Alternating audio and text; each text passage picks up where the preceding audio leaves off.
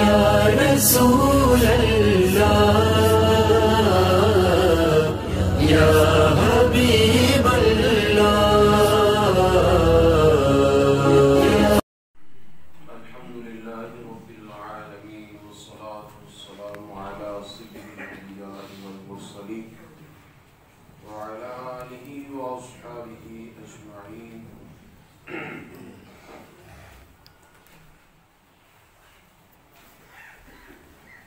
معزز سامعین، سورہ شعراء میں سے ہماری گفتگو حضرت موسیٰ علیہ السلام فرعون کے دربار میں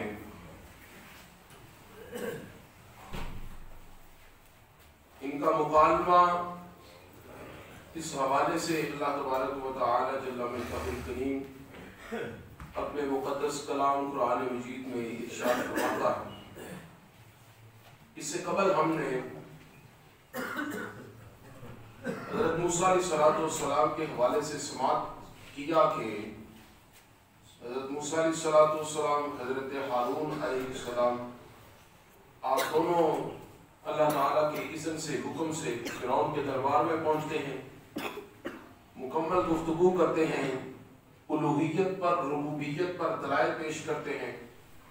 حضرت موسیٰ علیہ السلام اپنا ایک عصا والا معجزہ اس کا اظہار فرماتے ہیں.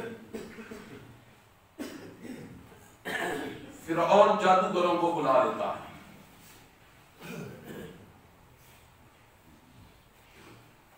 آیت نمبر 41 میں اللہ تعالیٰ نے فرمایا فَلَمَّا جَاءَ السَّحَرَةُ قالوا لفرعون أئن لنا لأجرا إن كنا نحن الغالبين.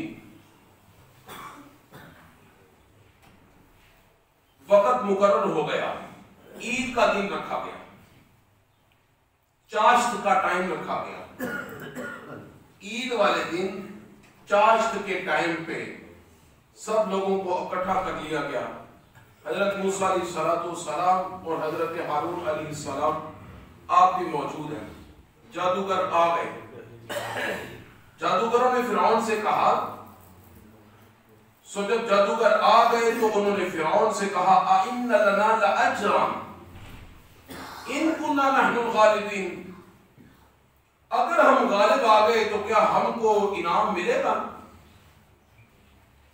قَالَ نَعَمْ وَإِنَّكُمْ إِذًا لَّمِنَ الْمُقَرَّبِينَ. فرعون کہنے لگا آپ کو فقط انعام نہیں ملے گا بلکہ آپ بڑے مقرب درباری ہوگے. آپ میرے دربار میں بڑے میرے مقرب میرے قریب رہنے والے ہوں گے. سب سے پہلے دربار کے اندر جن کو آنے کی اجازت ملے گی وہ آپ ہوں گے، اور سب سے بعد میں جن کو کہا جائے گا کہ آپ چلے جائیں وہ آپ ہوں گے. سب سے زیادہ ٹائم آپ کو ملے گا دربار میں، اور آپ دربار میں ایک شاہی مہمان کی حیثیت سے رہیں گے. آپ کو کسی قسم کی کوئی روک ٹوک، کسی قسم کا کوئی آپ سے جگہ گفت و شنید یا سوال جواب نہیں. آپ کو شاہی مہمان کی حالت میں رکھا جائے گا، آپ جو چاہے سو کریں. قال لهم موسى القوا ما انتم ملقون. حضرت موسیٰ علیہ السلام کے سامنے آئے. جب حضرت موسیٰ علیہ السلام کے سامنے آئے بتایا گیا کہ یہ حضرت موسیٰ علیہ السلام ہیں. جادوگروں کو جب آمنا سامنا ہوا تو جادوگروں نے فرعون سے کہا ہم آغاز کریں.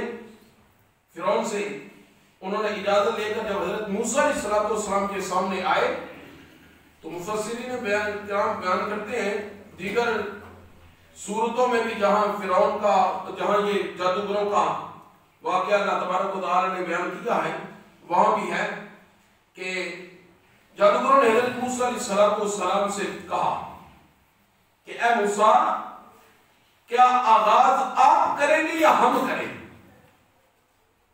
اگر ہم کریں تو آپ اجازت دیں تو ہم آپ کو اپنا کچھ دکھائیں. حضرت موسیٰ علیہ السلام نے ان سے فرمایا القوا ما انتم ملقون. ڈالو، آپ کیا ڈالنا چاہتے ہو، نکلو میدان. فَأَلْقَوْا حِبَالَهُمْ وَعَصِيَّهُمْ.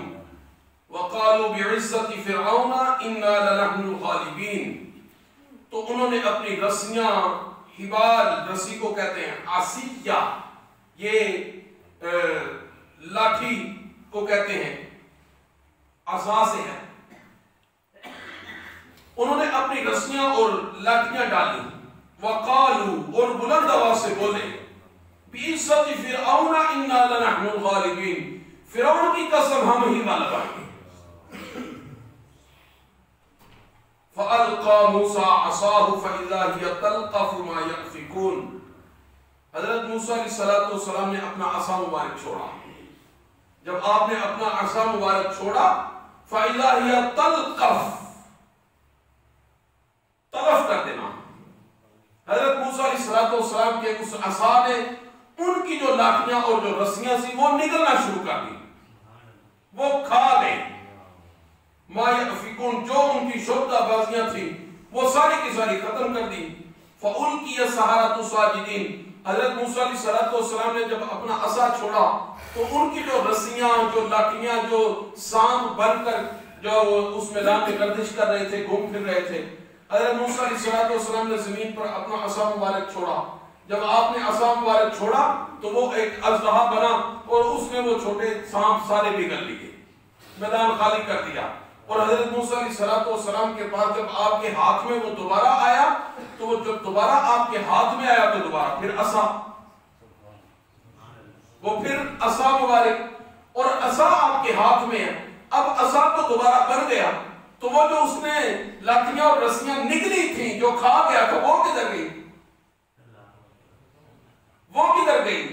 جادوگر سمجھ گئے کہ یہ جادو نہیں ہے، یہ اللہ کا فضل ہے، یہ اللہ کی رحمت ہے، یہ اللہ کے نبی علیہ السلام کی اپنی ایک معجزے کی حقیقت ہے، جو انسان کو معجزہ وہ ہوتا ہے جو انسان کو عاجز کر دے، ورنہ جادو کی حقیقت سے جادوگر تو واقف تھے کہ جادو کی کہاں تک حقیقت ہے اور جادو کس طرح کا ہوتا ہے، اگرچہ جو فرعون جادوگر تو نہیں تھا، اسے اس چیز کا پتہ نہیں تھا، علم نہیں تھا، اس نے سمجھا جادو ہے یہ، لیکن جو جادوگر تھے وہ تو جادو کو سمجھتے تھے، انہوں نے جب دیکھا کہ یہ جادو کی حقیقت کیا ہوتی ہے اور جادو کہاں تک ہوتا ہے، وہ سمجھ گئے کہ یہ جادو نہیں ہے، یہ معجزہ ہے۔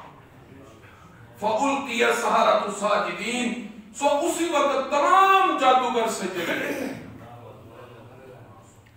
یاد رکھیے گا یہ ہے اللہ تعالیٰ کی توفیق، خالق کائنات جل مجدہ الکریم جسے توفیق عطا کرے وہ ایمان قبول کرتا ہے، جسے خداوند قدوس پسند کرے وہ ایمان قبول کرتا ہے، جسے اللہ تبارک و تعالیٰ کی طرف سے کوئی سگنل، گرین سگنل ملے، جسے توفیق ملے وہ ایمان قبول کرتا ہے۔ ہر کسی کو اللہ تبارک و تعالیٰ یہ توفیق نہیں عطا کرتا، اور مفسرین کرام نے لکھا ہے کہ جادوگروں کو خدا نے کیوں توفیق دے دی، پورے اتنے بڑے مجمع کے اندر سے، فرعون کے سامنے سے، مفسرین کرام امام قرطبی کیا لکھتے ہیں، وہ فرماتے ہیں چاہیے تو یہ تھا کہ فرعون اسلام قبول کرتا، فرعون ایمان قبول کرتا، جب فرعون ایمان قبول کرتا تو فرعون چونکہ سب سے بڑا ان کا سردار تھا، تو اگر سردار ایمان قبول کرتا تو پھر اس کی اتباع میں جتنے لوگ تھے سمیت جادوگروں کے سارے مسلمان ہو جاتے، اور نبی کی عظمت مجھے یہ بتائیں اس میں ہے کہ فرعون اسلام قبول کر کے سارا گروہ مسلمان ہو جاتا، یا اس میں ہے کہ فقط جادوگروں نے کلمہ پڑھا؟ عظمت کس میں ہے؟ عظمت تو اس میں ہے کہ سارے کے سارے مسلمان ہو جاتے ہیں، لیکن اللہ تبارک و تعالی نے اپنے نبی علیہ السلام کی عظمت کا اظہار دوسرے انداز میں کیا ہے، جسے امام بغوی نے لکھا ہے۔ وہ فرماتے ہیں، اس بات کا جواب دیتے ہوئے فرماتے ہیں کہ اللہ تبارک و تعالی جل مجدہ الکریم اگر چاہتا تو یہ نہیں بنی اسرائیل والے اور یہ جتنے بھی قبطی ہیں سارے کے سارے اسلام قبول کر لیتے ہیں، مگر نبی کی عظمت حضرت موسیٰ علیہ السلام کی اس وقت عظمت اللہ تعالی نے اس انداز میں دکھائی، اس کا اظہار اس انداز میں کیا آپ فرماتے ہیں کہ دیکھو جب مقابلہ شروع ہونے لگا تو جادوگروں نے حضرت موسیٰ علیہ السلام کی بارگاہ میں یہ عرض کی، اے پیارے موسیٰ علیہ السلام، آپ حکم ارشاد فرمائیں، اجازت دیں، کیا آپ پہلے کریں گے یا ہم پہلے کریں گے؟ یہ اجازت تھی اور یہ ادب تھا، یہ تعظیم تھی نبوت کی، یہ نبی کی تعظیم اس پورے گروہ کے اندر سے فقط جادوگروں نے کی۔ فقط جادوگروں نے جب تعظیم کی، اللہ تبارک و تعالیٰ نے ان جادوگروں کو اسی وقت مقبول فرما لیا، اسی وقت پسند کر لیا، اور اس کے بعد اللہ تعالیٰ نے جب انہیں پسند کیا تو خدا بند قدوس کی توفیق سے پھر وہ جادوگر اسلام قبول کیا اور اللہ تعالیٰ کی بارگاہ اقدس میں سجدے میں گر گئے۔ یہ نبی کی عظمت کا معاملہ ہے۔ فَأُلْقِيَ السَّحَرَةُ سَاجِدِينَ، تمام جادوگر اسی وقت سجدے میں گر گئے۔ قَالُوا آمَنَّا بِرَبِّ الْعَالَمِينَ، رب موسیٰ و ہارون، کہنے لگے ہم رب العالمین پر ایمان لائے، اس رب پر جو حضرت موسیٰ علیہ السلام کا رب ہے، حضرت ہارون علیہ السلام کا رب ہے۔ یہ ہے وسیلہ، یہ وسیلہ ہے۔ ویسے تو اللہ رب العالمین کا پہلے ذکر ہو گیا پہلے کہ آمنا برب العالمین، ہم اس رب پر ایمان لائے جو تمام جہانوں کا رب ہے۔ تو پھر رب موسیٰ و ہارون کہنے کا کیا مقصد تھا؟ کیوں کہ جب العالمین کہہ دیا کہ تمام جہانوں کا رب ہے تو پھر ان تمام جہانوں کے اندر موسیٰ علیہ السلام بھی ہیں، حضرت ہارون علیہ السلام بھی ہیں۔ پھر ان کا خصوصیت کے ساتھ ذکر کرنے کا مقصد کیا تھا؟ قرآن لغویات کا ذکر نہیں کرتا، قرآن کے اندر تکرار نہیں ہے، یعنی ایک بات کو بار بار کیے جانا۔ قرآن ان چیزوں سے پاک ہے، منزہ ہے، یہ چیز نقص کا باعث ہوتی ہے۔ مفسرین کرام نے لکھا ہے قرآن ایک چیز کو بار بار فضول بات نہیں کرتا۔ تو پھر یہاں پہ کیوں کہا آمنا برب العالمین، ہم تمام جہانوں کے رب پر ایمان لائے؟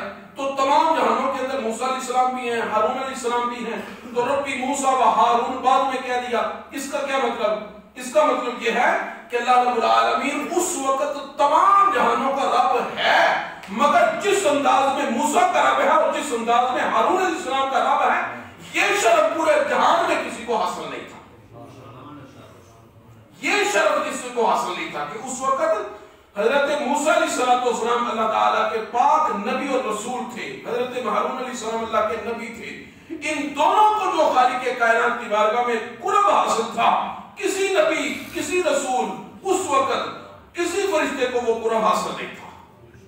اس لیے فرمایا رب موسیٰ و ہارون، ہاں اس رب پر ایمان لایا جن کا قرب اس وقت سب سے زیادہ، جن کو قرب اگر حاصل ہے تو حضرت موسیٰ علیہ السلام کا، حضرت ہارون علیہ السلام ہے۔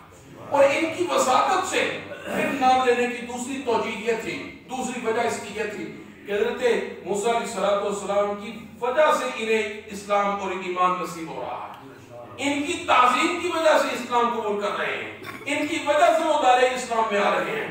اس لیے فرماتے ہیں رب موسیٰ و ہارون، میں حضرت موسیٰ علیہ السلام کے رب پر ایمان لایا، حضرت ہارون علیہ السلام پر۔ یہاں سے پتہ چلتا ہے وہ مرزا جیلوی جس نے حضرت مجدد الفسانی، حضرت شیخ احمد فاروقی سرہندی علیہ الرحمہ کے اس قول پر اعتراض کیا تھا کہ آپ نے فرمایا تھا کہ ہم رب کو رب اس لیے مانتے ہیں کہ وہ محمد کا رب ہے، ہم رب کو رب اس لیے مانتے ہیں کہ وہ میرے محمد کا رب ہے صلی اللہ علیہ وسلم، حضور کا رب ہونے کی وجہ سے ہم رب کو مانتے ہیں۔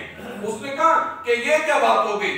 اللہ تبارک و تعالیٰ جل وجہ الکریم کی عزتوں کو جب وہ اتنی جو وسیع ہیں اور لامحدود ہیں انہیں معلوم کر کے ایک ذات میں جب وہ سکیٹ کے رکھ دینا، اس کا کیا معاملہ ہوا؟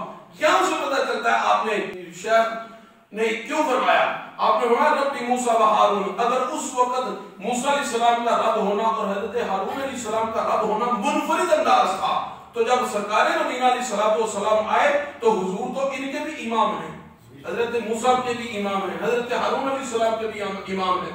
اگر جادوگر یہ کہہ سکتے ہیں ربی موسیٰ و ہارون اور ان کی الفاظ کو خدا نے اس قدر قبول کیا اور اس قدر پسند کیا کہ قرآن کا حصہ بنایا، تو پھر حضور کا مقام اور مرتبہ کیا ہوگا؟ پھر حضور کا شرف کیا ہوگا؟ پھر اللہ تعالیٰ تو خود فرماتا ہے فَلَا وَرَبِّكَ لَا يُؤْمِنُونَ، اے محبوب جس طرح کا میں تیرا رب ہوں کسی اور کا نہیں، اور جس طرح کا تو میرا بندہ ہے میرے بندوں میں سے کوئی دوسرا ایسا بندہ نہیں۔ اس لیے آپ نے فرمایا رب موسیٰ و ہارون، جو موسیٰ اور ہارون کا رب ہے۔ قال آمنتم له قبل ان آذن لكم انه لكبيركم الذي علمكم السحر فلسوف تعلمون لأقطعن أيديكم وأرجلكم من خلاف ولأصلبنكم أجمعين قالوا لا ضير إنا إلى ربنا منقلبون إنا نطمع أن يغفر لنا ربنا خطايانا أن كنا أول المؤمنين۔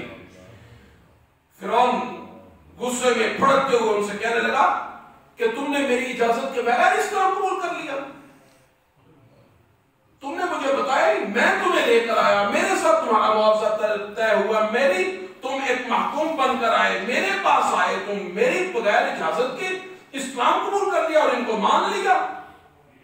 اب فرعون نے اپنی عزت بچانے کے لیے کہنے لگا کہ میں تمہیں نہیں چھوڑوں گا، تمہیں یہاں سے جانے نہیں دوں گا، ایک سمت سے تمہارا ہاتھ اور دوسری سمت کا پاؤں، ایک سمت کا ہاتھ اور دوسری سمت کا پاؤں کاٹ کر تمہیں میں جیل میں ڈال دوں گا، تمہیں چھوڑوں گا نہیں۔ ان سے کہا انہو لکبیرکم الذی علمکم السحر فلسوف تعلمون، یہ تم جو جادو کرو مجھے جو لگ رہا ہے تم نے اسی سے جادو سیکھ کر اسی کے ساتھ سارا کچھ کر لیا اور تم نے تو میرے خلاف ایک سازش کر لی ہے۔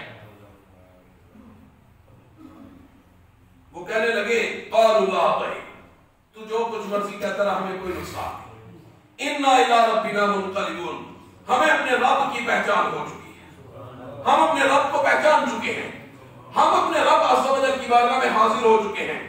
انا نطمع ان یغفر لنا ربنا خطایانا، ہم تو یہ چاہتے ہیں کہ اب ہمارا رب ہمیں معاف کر دے، ہماری خطائیں معاف کر کے ہماری بخشش فرما دے، تو جو مرضی کر، ہمارا رب ہمیں معاف کر دے اور اس کی بارگاہ میں ہم بخشے جائیں، ہمیں اس سے بڑھ کر اب کوئی اور لالچ نہیں ہے۔ اگر آج ہماری کوئی ہرس ہے تو ایک ہاتھ ایک پاؤں کی بات کرتا ہے تو ہمیں بالکل ذبح کر دے، ہمیں اس چیز کی بالکل کوئی فکر نہیں۔ لالچ اگر یہ ہے تو موسیٰ علیہ السلام کی بارگاہ میں درخواست ہے کہ آپ ہماری رب سے بخشش کروا دیں، بس اگر رب کی بارگاہ میں ہم بخشے گئے تو پھر ہماری کامیابی ہے، ہم فلاح پا جائیں گے۔ اور جادوگروں نے اس طرح سے فرعون کے دربار میں جو ہے وہ سارے کا سارا معاملہ پیش کیا۔ حضرت موسیٰ علیہ السلام وہاں سے سرخرو ہو کر فتح یاب ہو کر بڑے عزتوں اور عظمتوں کے تاج پہن کر حضرت موسیٰ علیہ السلام وہاں سے نکلے اور ایک طویل عرصہ لانگ ٹائم بہت عرصے تک حضرت موسیٰ علیہ السلام پھر بھی انہیں جب دعوت توحید اللہ تبارک و تعالیٰ کی طرف بلاتے رہے کہ آؤ اگر نجات چاہتے ہو، آؤ اگر فلاح چاہتے ہو، آؤ اگر کامیاب ہونا چاہتے ہو تو میرے راستے پر آ جاؤ، میرے راستے پر ہی انشاءاللہ العزیز تمہیں کامیابیاں ملیں گی۔ اللہ تبارک و تعالیٰ جل مجدہ الکریم ہم سب کو قرآن کریم کا صحیح فہم اور اس کے مطابق عمل کرنے کی توفیق نصیب فرمائے۔